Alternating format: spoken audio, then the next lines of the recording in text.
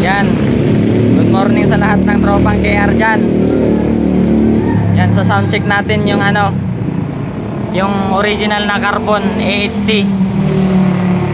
na Tune 5 ng KR galing Thailand. So nabili ko to kay Sir Henry. So shout out kay Sir Henry Padilla. So yung mga nangangailangan ng pyesa ng KR dyan, bubumpitin na natin. yan, mga nangangailangan ng pyesa ng KR, message nyo lang si Sir Henry Padilla, si Sir John Polar. Yan, sa kanila ko nabili yung mga pyesa na ito. Yan, sa sound check natin. Sige tol, ano mga nakaon na ba? Oh, yan, sige, padyakan mo.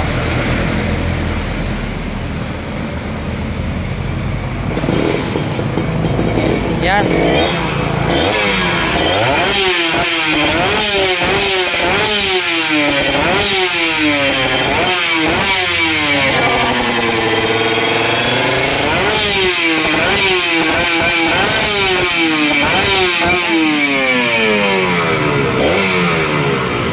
Ayan yung AHT na 5, original carbon siya na canister. Gandaan nito, hindi siya umiinit. Yung canister na ito hindi masyado umiinit. Yan, ganda ng pagka welding niya, TIG welding yata to. Ganda. So sulit yung pagkabili ko na ito. Naglalaro lang siya sa 17K yung presyo na ito. Bili ko kay Sir Henry. So maswerte kayo kung makatawad pa kayo sa kanya ng ano. Yan. Shout out sa lahat ng tropang KR. Yan, nag-iisang KR dito sa Cubao. Dalawa pala kami ni Sir Jacob. Yan. Dito tayo sa shop namin dito sa Cubao. Yan, ganyan siya pagka naka-minor. Ganyan yung tunog niya pagka once na naka-minor. Yan, bombahin ulit natin. Bombahin mo nga ulit, tol.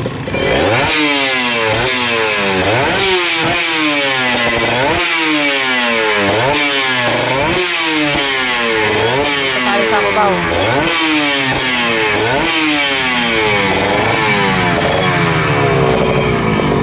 Yung AHT na 5. So, sulit. Maraming salamat kay Sir Henry Padilla. So God bless. Right, safe. Lahat ng two-stroke dyan, lalo sa may mga DT. So pasyal kayo dito sa shop. Halos kompleto kami lahat dito ng pyesa ng DT. Yan, mga puro pang enduro. Yan. Dito tayo. Yan, oh. Yan, may mga battery kami XR200 plastic kit.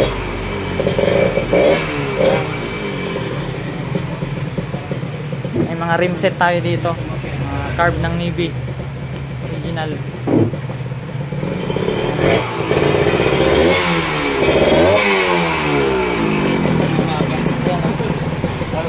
Tingnan natin yung RPM.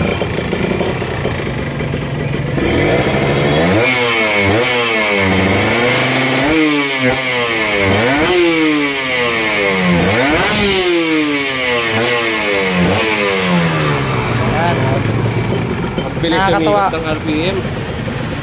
Yan. Yan yung DT natin. So hanggang dito na lang muna siguro yung video mga tol. So, abangan yung sunod na vlog. Thank you, Kiana. Yun. Video tayo. So salamat ulit. God bless.